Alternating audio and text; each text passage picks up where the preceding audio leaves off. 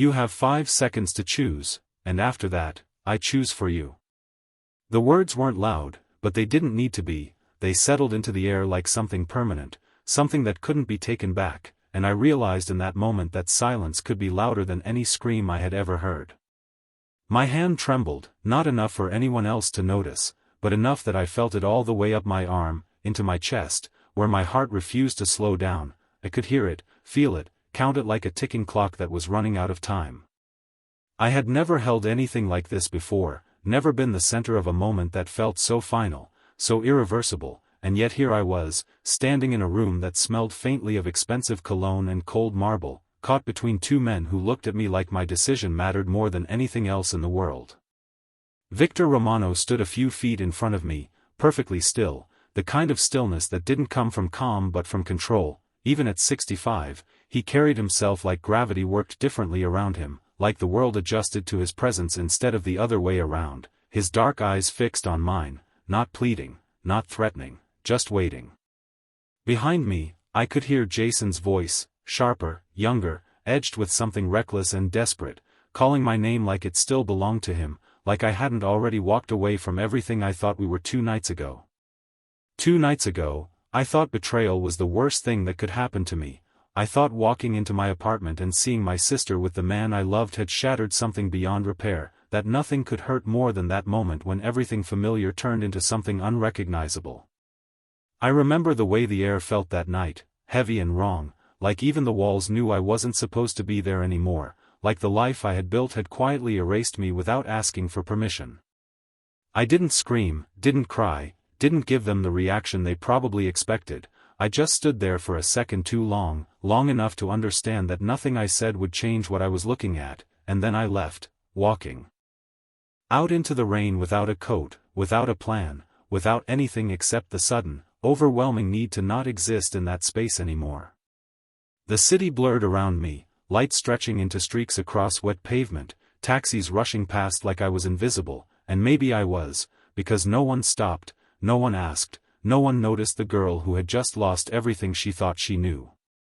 I ended up somewhere I couldn't even remember choosing, standing outside a place that didn't feel like it belonged to someone like me, all polished glass and quiet conversations, the kind of place where people didn't raise their voices because they didn't have to. That's where I saw him for the first time, Victor Romano, sitting alone like he owned not just the room but the silence inside it, and when his eyes met mine, something shifted in a way I didn't understand yet, something that felt dangerous not because it was loud or obvious, but because it was calm, controlled, inevitable. I should have walked away, should have kept moving until the night swallowed me whole, but I didn't. I stepped inside, and that single decision rewrote everything that came after. And now, standing here with my pulse racing and his gaze locked onto mine, I finally understood that the moment I walked into his world was the moment I stopped having simple choices, because nothing about him was simple, and nothing about this was going to end quietly. I did not answer him right away, not because I did not hear him, but because I finally understood something I should have realized the moment I stepped into that room 2 nights ago. This was never about a simple choice, it was about consequences that had already been set in motion long before I walked into Victor Romano's world, and now they were closing in around me with a quiet certainty that made it hard to breathe. My fingers tightened just slightly as I lowered my hand, the tension in the room shifting almost imperceptibly, like everyone was waiting for something to snap even though no one dared to move, and in that silence I could feel Victor's gaze on me, steady and unshaken, as if he already knew what I would do before I did. "Emily," Jason said. Again, his voice closer this time, softer but still edged with something frantic, something that used to pull me in but now only made me tired, and I realized how different everything felt, how different he felt, like I was looking at someone I used to know instead of someone I still loved.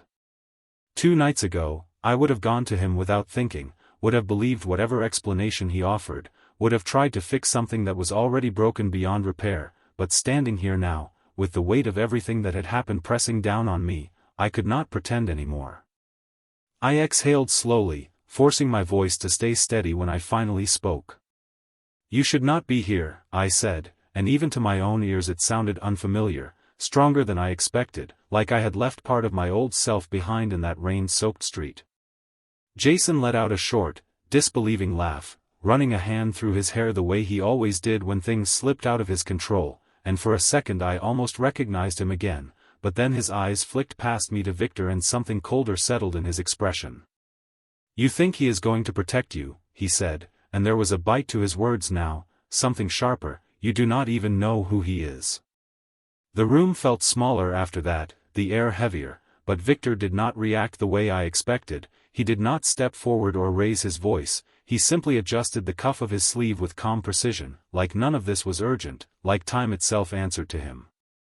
"She knows enough," he said quietly, his voice cutting through the tension without effort, and that was the first time I heard something underneath his control, not anger, not fear, but something closer to certainty, the kind that did not need to be proven. I turned slightly toward him, not fully, just enough to see the way his expression had not changed, and it struck me again how different he was from everything I had known. There was no chaos in him, no unpredictability, just a quiet authority that made everything else feel unstable by comparison. It should have scared me more than it did, but instead it grounded me, gave me something solid to stand on. When everything else felt like it was slipping away. Jason took another step forward, and instinctively I stepped back, not toward him but away, and that small movement said more than anything I could have explained, because I saw it in his face the moment it registered, the realization that something had shifted between us in a way that could not be undone. "Emily, do not do this," he said, and for the first time there was something real in his voice, not anger, not control, just something almost desperate, and it hit me harder than I expected because I remembered who he used to be before everything got complicated, before trust turned into something fragile and easy to break. But memories are not enough to build a future, and I knew that now in a way I had not understood before. I shook my head once, slow and deliberate, and when I spoke again my voice did not waver. "I already did." The words hung in the air between us, quiet but final, and for a moment no one moved, no one spoke, like the entire world had paused just to let that truth settle into place, and then I felt it, not from Jason, but from Victor, the slightest shift in the atmosphere, like something had just locked into position, something irreversible, and I realized with a clarity that made my chest tighten that whatever happened next, there was no going back to who I was before any of this started. Victor did not touch me, and somehow that was what made everything feel more real, more intentional, like every inch of space between us was a choice he was making, not a distance he needed to keep, and when he finally moved, it was not toward me but past me, a subtle shift that placed him between Jason and the door without making it look like a barrier, yet somehow it was one. "You should leave," Victor said, his tone calm, almost indifferent, but there was something underneath it that made the words feel less like a suggestion and more like a conclusion that had already been decided. Jason let out a breath that sounded more like frustration than relief, his gaze flicking between us like he was trying to find a version of this situation where he still had control, but it was slipping. I could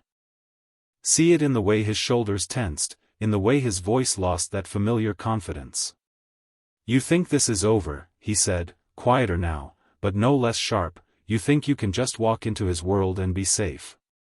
The word safe lingered in the air, heavy and complicated, and I realized I had not thought about it that way, not really, because nothing about the last 48 hours had been about safety, it had been about survival, about finding something steady when everything else collapsed.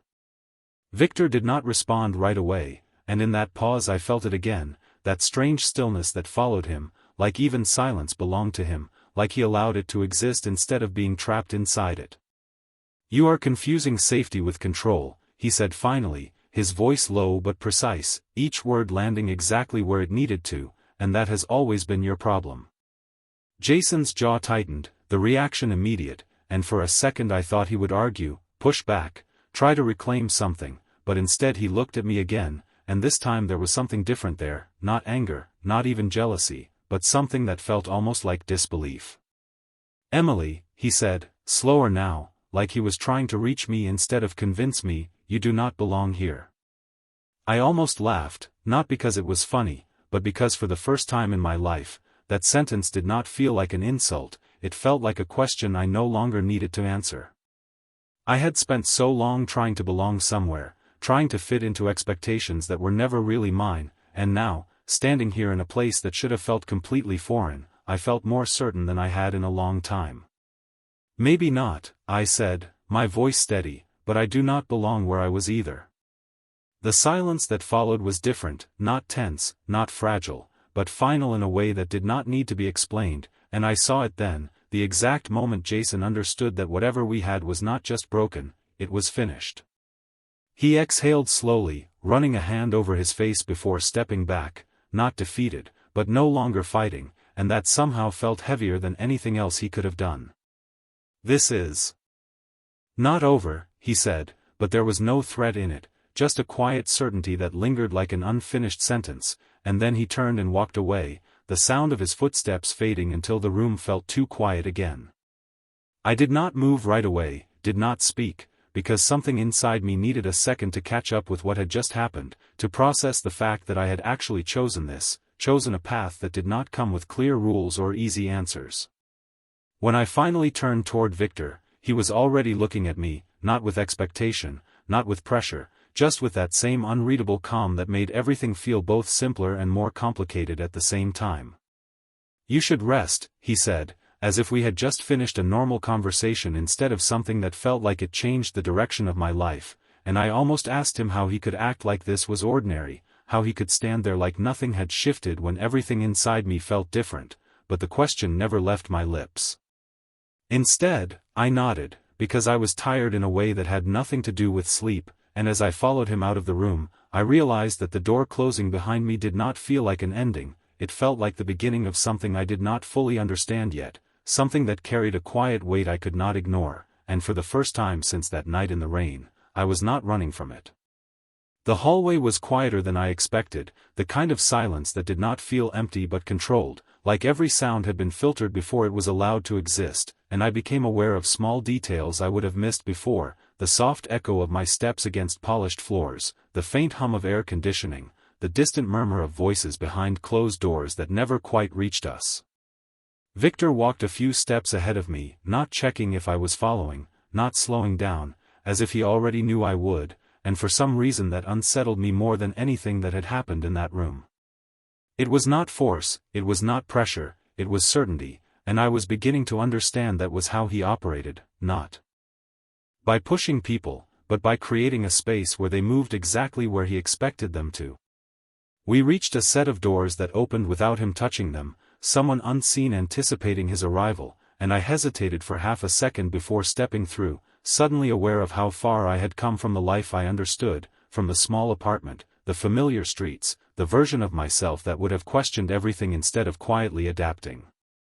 The room beyond was dimly lit, warm in a way that contrasted with the cool precision of everything else, large windows stretching from floor to ceiling with the city spread out beyond them, lights blinking against the night like something alive. "You can stay here," Victor said, his voice steady, almost neutral, like he was offering a simple fact instead of something that carried weight, and I turned to look at him fully for the first time since we left the other room. "For how long?" I asked, and the question came out softer than I intended, not because I was unsure, but because I realized I did not actually know what I was asking for, a night, a place to breathe, or something more permanent that I was not ready to name. He studied me for a moment, not in a way that felt intrusive, but in a way that felt precise, like he was measuring something invisible. "As long as you need," he said, and there was no hesitation in it, no condition attached, which should have made it easier to accept, but instead it made me pause. Nothing in my life had ever come without a condition, without an expectation tied to it, and the absence of one felt unfamiliar, almost suspicious. I stepped further into the room, letting my fingers brush lightly against the back of a chair, grounding myself in something physical, something real, and I realized how tired I was, not just from the last 2 days, but from everything that led up to them, from trying to hold together a life that had already started to fall apart long before I admitted it. "Why are you doing this?" I asked, turning back to him, and this time my voice was steadier, clearer, because I needed to understand at least one thing in all of this. Victor did not answer right away, and for a moment I thought he might ignore the question entirely, but then he took a step closer, not enough to invade my space, just enough to shift the distance between us into something intentional. "Because you walked in," he said, simply, as if that explained everything, and maybe in his world, it did.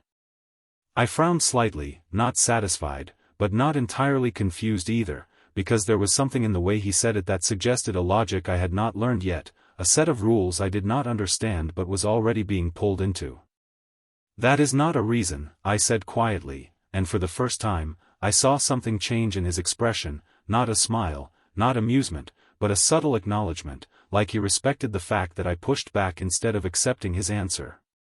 "It is," he replied, just as calmly, "in my world, choices have consequences, and yours brought you here." The words settled between us, heavier than they sounded, and I realized that he was not offering me an explanation, he was giving me a warning, not about him, but about everything that came with him.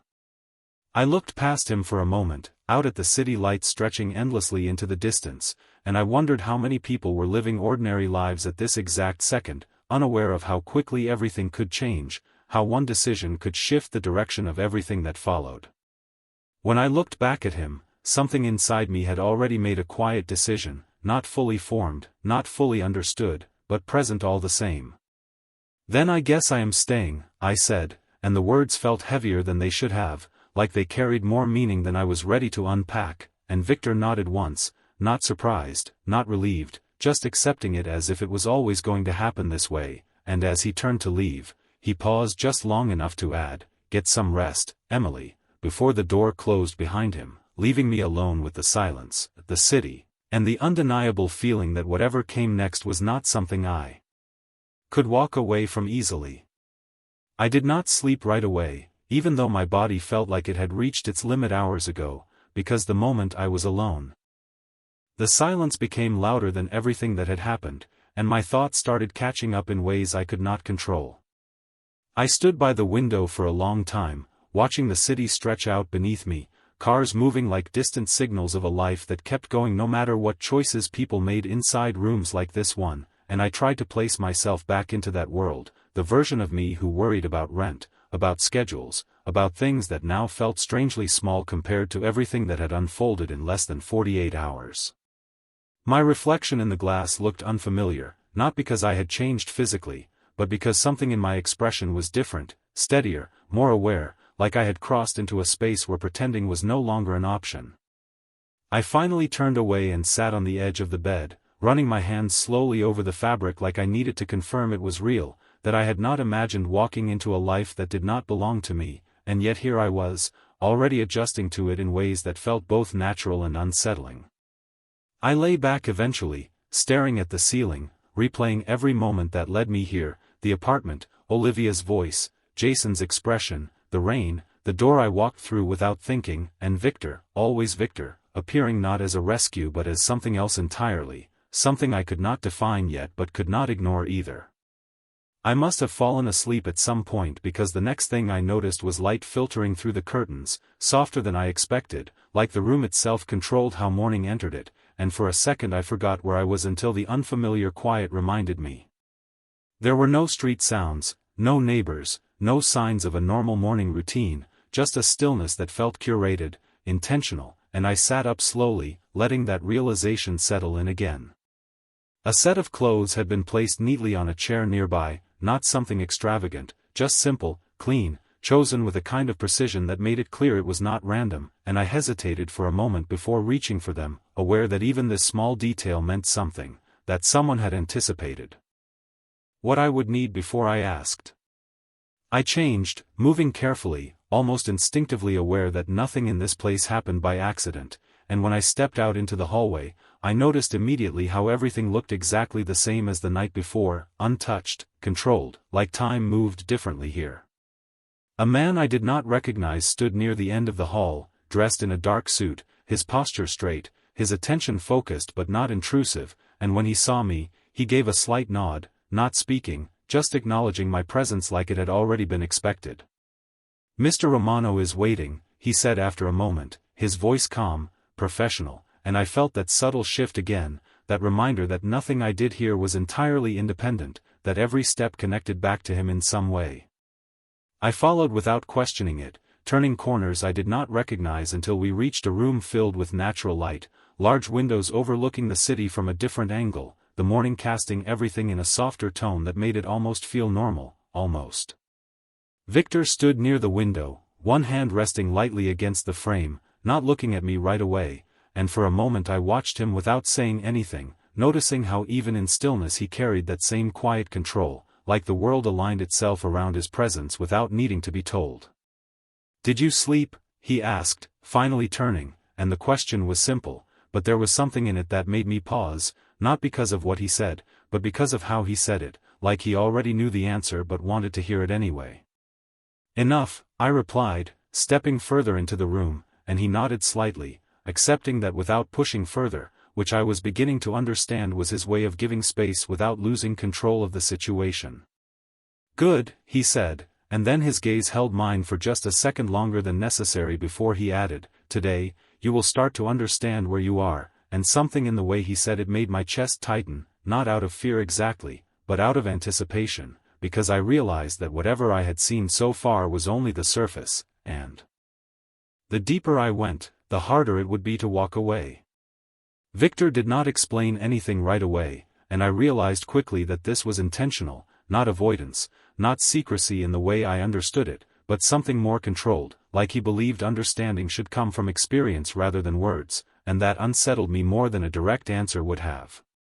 He moved past me toward a long table set near the windows, where a simple breakfast had already been arranged, nothing excessive, just coffee, fruit, and toast, but placed with the same precision I was starting to recognize in everything around him. "Eat," he said, not as an order, not quite a suggestion either, just a statement that assumed I would follow it, and without thinking too much about it, I did, because ignoring it felt like resisting something I was not ready to challenge yet. I wrapped my hands around the coffee cup, letting the warmth ground me for a second, and watched him as he took his seat across from me, noticing how even something as ordinary as sitting down carried that same quiet authority, like every movement had been refined over time into something deliberate. "You said I would understand," I said after a moment, my voice steady but curious, because I could feel it building, that sense that something was about to shift again, something that would make everything clearer and more complicated at the same time. He did not look at me immediately, instead reaching for his cup, taking a slow sip before setting it down with care, like he was giving the moment space to settle before speaking. "You will," he replied, and then his gaze lifted to meet mine, calm and unwavering, but not all at once. That answer should have frustrated me, but it did not completely, because part of me was beginning to understand that this was how he worked, not by overwhelming, but by revealing just enough to keep you moving forward. Before I could say anything else, the door opened quietly, and the man from the hallway stepped inside, his posture the same, composed, respectful, but there was something different now, something more formal in the way he held himself. "Mr. Romano," he said, his voice low, "they are here." The words were simple, but I felt the shift immediately, subtle but undeniable, like the atmosphere in the room adjusted in response, and I glanced at Victor, expecting some visible reaction, but there was none, only that same controlled stillness that made it impossible to read him completely. "Send them in," he said, and there was a finality in his tone that made my fingers tighten slightly around the cup without me realizing it. A few seconds later, the door opened again, and two men stepped inside, both dressed in tailored suits, both carrying themselves with a kind of quiet alertness that felt different from anything I had experienced before, not aggressive, not tense, just aware, like they were used to environments where every detail mattered. They acknowledged Victor first, a slight nod, a subtle shift in posture, something that looked like respect without being spoken, and then their attention moved briefly to me, not lingering, not intrusive, just enough to register my presence before returning to him. "Everything is prepared," one of them said, his voice even, professional, and I realized then that whatever this was, it was not spontaneous, it had been planned, expected, set into motion before I ever woke up this morning. Victor stood, smoothing his sleeve in that same precise way I had seen before, and for a moment he did not move, as if allowing the room to settle around his decision before acting on it. Then he looked at me, directly, and there was something different in his expression now, not softer, not harsher, but more defined, like the distance between us had shifted into something more intentional. "Come with me," he said, and this time it felt less like an option and more like a step forward that I had already agreed to the moment I chose to stay. I set the cup down carefully, aware of how small the action was compared to everything else, and stood, my pulse steady but present, because I knew this was it, the moment where observation would turn into understanding, where the world I had stepped into would stop being abstract and start becoming real. As I followed him out of the room, the two men falling into place behind us without a word, I felt it again, that quiet pull forward, not fear, not hesitation, but something deeper, something that told me I was about to see a side of his world that did not come with explanations, only truths, and once I saw them, there would be no way to unsee them. The elevator ride was silent, but not empty, the kind of silence that carried weight, like every second inside that enclosed space was stretching longer than it should, and I became hyper-aware of everything, the faint hum of the cables, the subtle shift as we descended, the reflection of all of us in the polished metal walls, Victor standing slightly ahead, the two men behind me, and me, somewhere in the middle of something I could no longer pretend was temporary. No one spoke, and I realized that words were not necessary here, not when everything important was communicated through presence alone, through positioning, through the quiet understanding that this was not a place where people asked questions they were not ready to hear answers to. When the doors opened, the air felt different immediately, cooler, heavier, like stepping into a space where the outside world no longer applied, and I followed Victor without hesitation, even though every instinct I used to trust would have told me to stop, to reconsider, to turn around while I still could. But that instinct felt distant now, like it belonged to a version of me that no longer existed. We walked through a series of corridors that felt less like a building and more like a system, each turn deliberate, each door opening before we reached it, and I realized that everything here functioned on anticipation, not reaction, like the entire environment was designed to move ahead of decisions instead of catching up to them.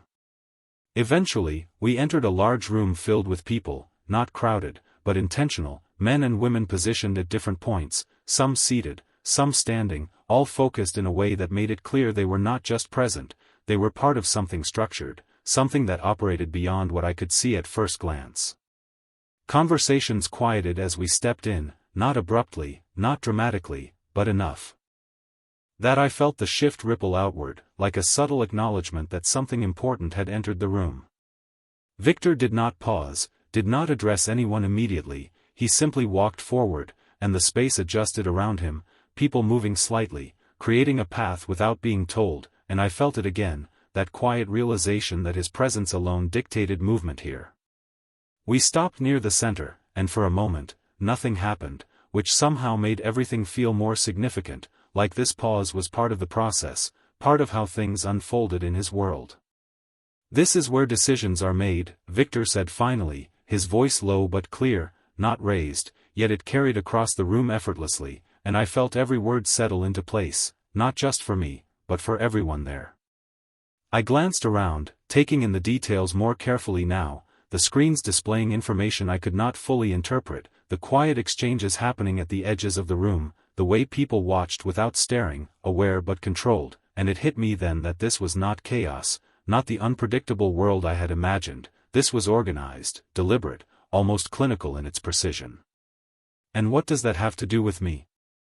I asked, my voice steady despite the way my chest tightened slightly, because I could feel it building again, that sense that I was being drawn further in, step by step, without fully understanding where it would end. Victor turned to look at me, and this time there was no distance in his gaze, no abstraction, just a directness that made it impossible to look away. "Everything," he said, simply, and for a second, I thought I had misheard him, because the word felt too large, too absolute, but he did not elaborate, did not soften it, just let it exist exactly as it was. Before I could respond, one of the men from earlier stepped forward, handing Victor a thin folder, and I watched as he opened it, scanning the contents with that same focused calm, like whatever was inside did not surprise him, only confirmed something he already knew. Then he closed it, handing it back without comment, and looked at me again, not as someone observing, but as someone including. "Stay close," he said, and there was something different in his tone now, not just instruction, but intention, like this was not just about showing me his world anymore, it was about placing me inside it. I nodded before I could second-guess it, and as I stood there beside him, surrounded by a system I did not yet understand but was already becoming part of, I realized that the line I thought I could see, the one between observing and belonging, had already been crossed without me noticing, and there was no clear way back to where I had started. The room did not return to its previous rhythm after Victor spoke, and I realized that nothing here simply resumed, everything adjusted, recalibrated, like a system constantly responding to him even when he was not giving direct orders, and that made me understand something I had been avoiding since the moment I walked into this world. This was not just influence, this was structure, something built over time, something people relied on whether they admitted it or not. I stayed where he told me, close enough to feel the subtle shifts in his movement, far enough to still see everything around us, and I watched as conversations resumed, quieter now, more focused, as if every person in the room had been reminded of their place without a single instruction being spoken. A woman near one of the screens glanced in our direction before returning to her work, her posture straight, composed, but I noticed the way her fingers paused for just a second, a hesitation so small it would have been invisible to anyone not looking for it, and I wondered how many of these moments existed around him, how many people adjusted in ways they did not even realize. "You are observing," Victor said beside me, not turning his head, not breaking his focus on the room ahead, and I felt a small, unexpected reaction in my chest at the fact that he noticed without looking, that nothing I did seemed to go unnoticed in his presence. "I am trying to understand," I replied quietly, because that felt closer to the truth, even though I knew I was already beyond simple observation, already involved in ways I had not planned for. He nodded. Once, almost imperceptibly, as if that answer was acceptable, and for a moment, we stood in silence again, but this time it felt different, less uncertain, more like a shared space instead of something I was trying to navigate alone. A man approached from across the room, his steps measured, his expression neutral but attentive, and when he stopped a few feet away, he did not look at me first, he looked at Victor, waiting, not speaking until he was acknowledged. "There has been a change," he said, his voice controlled, careful, and I felt the shift immediately, subtle but present, like the air itself had adjusted around those words. Victor did not react outwardly, but I saw it, the slight narrowing of his eyes, the almost invisible tension in his posture that told me this mattered, even if he did not show it the way most people would. "Explain," he said, and the single word carried enough weight that the man straightened slightly before continuing. "Jason has been in contact again," he said, and hearing that name in this space felt different, heavier, like it did not belong here but had forced its way in anyway, and I felt my chest tighten before I could stop it. Victor did not look at me, not immediately, but I knew he registered my reaction, I could feel it in the way the silence stretched for just a fraction longer than necessary. "He is requesting a meeting," the man added, and this time, Victor did turn slightly, not fully, just enough that I could see the edge of his expression, controlled, unreadable, but there was something there, something deliberate forming beneath the surface. "On what grounds?" Victor asked, his tone unchanged, but I was beginning to recognize the difference between calm and passive, and this was not passive. "He claims it concerns you," the man said, and that was the moment everything shifted again, not outwardly, not in a way anyone else would immediately notice, but inside me, something tightened, something instinctive, because I knew Jason well enough to understand that he would not ask for something like this unless he believed he had leverage, unless he thought he could still change something that had already moved beyond him. Victor was quiet for a moment, and then he exhaled slowly, not out of frustration, not out of hesitation, but like he was aligning his next move with everything that had already been set in place. "He is mistaken," he said, calmly, and the certainty in his voice was absolute, not dismissive, just final, like a conclusion that had already been reached before the question was even asked. The man nodded, accepting that without question, and stepped back, blending into the room again as if he had never left his position, and I stood there, processing what I had just heard, what it meant, what it would lead to. "You expected this," I said quietly, turning slightly toward Victor, because it did not feel like a surprise, not to him, and I needed to understand how far ahead he was already thinking. "I expected something," he replied, and then his gaze met mine fully, steady, intentional, but now I know exactly what it is. The way he said it made my pulse quicken, not out of fear, but out of the realization that whatever came next was already unfolding, already in motion, and I was not just watching it anymore, I was part of it, whether I fully understood it or not, and somewhere in the back of my mind, I knew that Jason asking for that meeting was not just a complication. It was the beginning of something that would force everything into the open, whether we were ready for it or not. Victor did not dismiss the request right away, and that was the first thing that unsettled me, not because I expected him to agree, but because I was beginning to understand that when he paused like this, it meant he was calculating, not reacting, and whatever decision came next would already account for outcomes I could not see yet. The room continued to move around us, quiet conversations resuming, screens shifting with new information, people stepping in and out of focus, but it all felt distant now, like the center of everything had narrowed down to this single moment, this single name that refused to stay in the past where it belonged. He wants something, I said, more to myself than to him, but Victor heard it anyway. I knew he did, because nothing seemed to escape his awareness. Not even the thoughts I did not fully voice. Everyone wants something, he replied, his tone even, but there was a difference now, something sharper beneath the calm. The question is what he believes he can take. That word lingered, take, and I felt it settle into something heavier than I expected, because Jason had always been like that, not in obvious ways, not in ways that would make people step back immediately, but in smaller moments, in assumptions, in the quiet expectation that things would bend toward him if he pushed just enough. I turned slightly, watching Victor more closely now, trying to understand how he was seeing this, how far ahead he was already thinking, because it was clear this was not just about a meeting, it was about control, about who held it and who thought they could reclaim it. Are you going to see him? I asked, and this time the question was direct, because I needed to know if this was something that would pull everything into confrontation or something that would be handled from a distance I could not see. Victor did not answer immediately, and for a moment, I thought he might choose silence again, but then he shifted his attention fully to me, his gaze steady, measuring, as if the answer depended on more than just the request itself. Yes, he said finally, and the simplicity of it made my breath catch slightly, because I could hear the certainty in it, not hesitation, not reluctance, just decision. Why?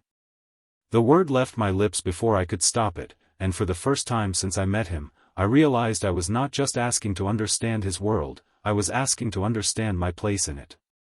He studied me for a second longer than usual, and I felt it, that weight of his attention, not uncomfortable, but impossible to ignore, like he was deciding how much to reveal, how much I was ready to hear. Because he asked, he said, and at first, the answer felt incomplete, almost too simple, but then he added, and because I decide what happens next, not him. That was the difference, I realized, the line that separated them in a way that could not be bridged. Jason reacted, pushed, tried to reclaim, but Victor allowed things to come to him, controlled the pace, the direction, the outcome, without raising his voice or forcing anything into place. You do not have to be there, he said after a moment, and this time there was something else in his tone, not distance, not detachment, but a quiet acknowledgement that this choice would not be simple for me, that it would not just be another step forward without consequence. I looked at him, really looked this time, past the control, past the precision, searching for something that felt human, something that reminded me this was not just a system, not just a structure, but a person standing in front of me, and I found it, not in his expression, but in the way he waited, the way he did not push me toward an answer, did not assume it, just left the space open in a way that felt deliberate. I thought about everything that had led me here, the apartment, the rain, the moment I chose not to go back, and I realized that every step since then had been mine, even the ones I did not fully understand at the time. I know, I said quietly, and then after a brief pause, I added, but I will be. The words felt heavier than anything I had said so far, because they were not just a decision, they were a commitment to see this through, to stop standing on the edge and step fully into whatever this was becoming. Victor did not react the way I expected. There was no visible approval, no shift in posture, just a slight nod, as if he had already considered this outcome before I spoke it. Then stay close, he said, and the words carried more meaning now, not just instruction, but a warning, a promise, something that tied me to what was coming whether I was ready for it or not. I exhaled slowly, feeling the weight of that settle into place, and as the room continued to move around us, as if nothing had changed, I understood that everything had, because this was no longer about understanding his world from the outside, it was about facing the moment where past and present would collide, and there would be no space left to pretend I was not part of it.